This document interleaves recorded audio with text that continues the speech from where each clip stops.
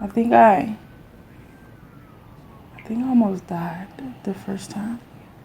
Yeah. Yeah, I was pretty much left for dead. At 27 years old, Kyla Massey knows all too well the monstrous grip of physical pain. There you go. The kind of pain that is a world away from this January morning. She's just minutes from giving birth to a child she prays she can protect from living the type of life that nearly killed her. As Massey delivers a little girl to the world, she's haunted by her past. There were the beatings to her skull, arms, and legs, and the forced injections of heroin by the men she describes as her captors. Well, the pimps, you know, they would shoot us up. We had to sit there and take it. If we try to reject it, you know, we just get beat up. The liquid poisons rendering her helpless to nothing more than a doll, a rag doll, voodoo doll, just somebody constantly pricking you, making you do this and that, and not, you know, not having no say-so. That's just the whole point. You don't have no control, no say-so over anything. You gotta ask to use the bathroom. a reality controlled by men who sold her nightly. Some nights, how many men would you have to service? Like 30 or 40. Literally feel like a slave. Modern day slave. In 2014, in hotel rooms across Fort Myers, Florida, Massey found herself in the crosshairs of a nightmare that mirrors a nexus of horrors.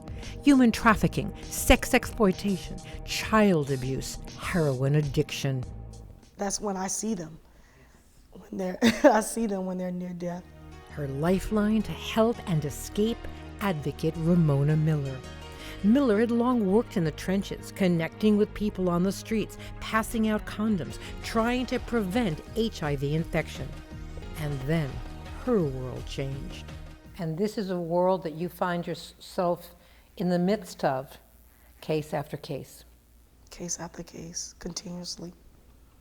Because I was looking for one thing, and I found human trafficking. All I wanted to do was help Florida get to zero by stopping HIV and STD.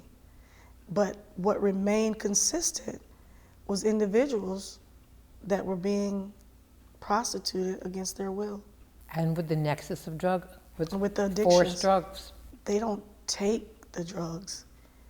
They're given the drugs. But it's a close call. It's always a close call. A living hell Massey could describe from the inside. She said the Johns came from all sides of the track. Doctors, lawyers, cops, people with money. Did there ever seem to be any fear that authorities would come in and arrest these traffickers? It was fear, but you have some cops who do it too. They tell you they use it against you, so you won't get arrested. So they'll say, oh, we won't take you to jail if you do this. But we don't get paid. We just get, our payment is staying out of jail. Out of jail, but trapped. The system somehow is not doing what it should do. It is not fulfilling the needs of the children or of the women, but what it is doing, it is creating a generation of wounded, broken, and trapped women. And what's the cost of that? The human cost? Their lives, the human cost, their dignity, everything that they wish that they could be, they find themselves not having that dream anymore. And I would think that the key word to the landscape is hopelessness. Because there's no hope, because there's no true help. And what they do offer, there isn't a follow-through for it. And because there is no follow-through, we have a revolving door You don't really get the help that you need, or they just send you from program to program. And I went to program to program, and not realize that I was an addict. Yeah, I didn't think that I was an addict because it wasn't my choice. It's always, how old are they? If they're over the age of 18, we only take children. If we take children, we don't have the proper foster homes to place them in. There's always an excuse. Throughout her nightmare, from rape crisis centers to law enforcement, no one could figure out what happened to Massey's rape test, taken after her escape more than 2 years ago. Have you ever gotten a result of your rape kit? No. Is it outrageous? It's horrible. The circuitous road out of exploitation and drug use led back, Massey says, to more nights of horror and rape. Fear grows that the corrosive cost of being trapped can emerge as HIV. Because you don't use condoms, like, you don't really have say-so over whether or not to use condoms. Like, they'll pay extra money not to use condoms. Yeah. And when you have a pimp, you have to do it because it's all about the money.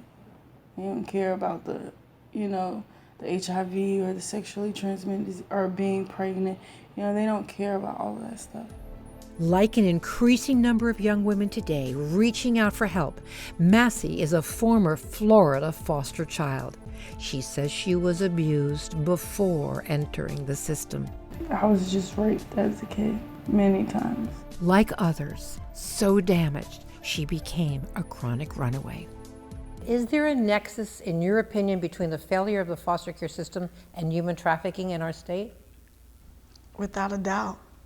Foster care children run away. Foster care children are the ones that are most vulnerable.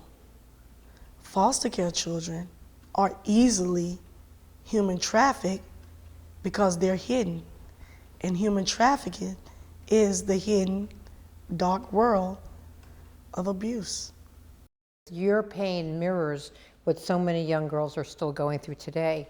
So what would you say is the worst recollection you have of when you were a child of the ward of the state of Florida?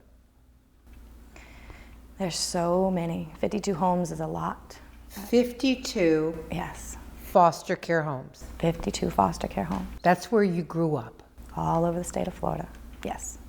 Kate, aka Empress Wildflower, is an alumna of the Florida foster care system. As a young girl crossing paths with Massey, and now pushed over the edge, she says, to speak out after 2 young girls in Florida foster care committed suicide. One live on Facebook. And my voice will be heard. And Empress Wildflower takes a stand on behalf of all these foster kids, and I'm not going nowhere. I will help make a change. The road to survival, not simple. Kate says she dances to help provide for her children, but says she is so much more than that. And when you hear the term trapped, what comes to mind for you? I still feel trapped. Trapped with your thoughts, trapped with not being able to do what you know you need to do or what you think you should do. There's always, trapped is, will we break the chains? Nobody ever knows. Do I plan on breaking the chains of my own self? I call it a Band-Aid. The chains are always there. It's just Band-Aided. I'm always trapped. Since first sharing her story, hoping to open doors to help for other young women, Massey's life has changed. The rebirth of a young woman. She emerged as a proud woman at the Emmys, where her story was nominated and resonated. So here we are at the Emmys. You look absolutely magnificent.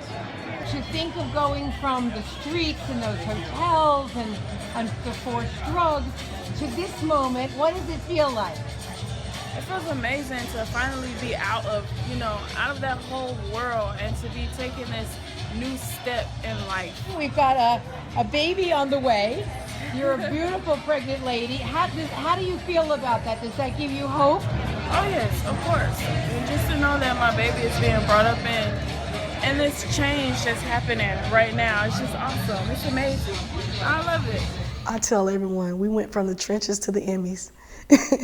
And Kyla looked beautiful. She was a princess.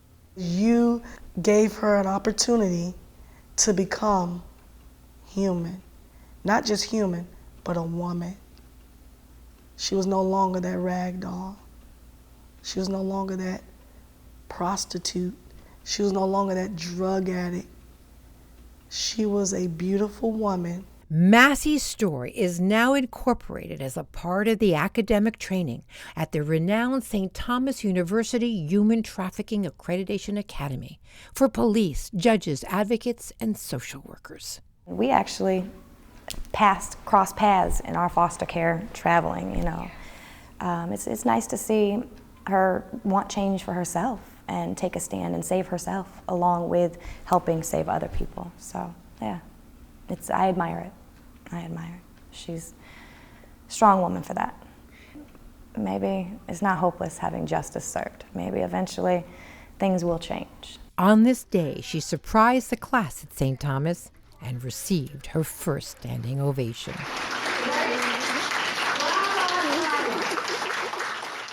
It's positive because that's letting people see that there is hope. However, I am still battling if it's real hope. Is it false hope, you know? And I know I want better for my baby. And I know I don't want my baby to grow up, you know, being in the system as I did, you know? So that's why I know I have to do better, and I know I can do better.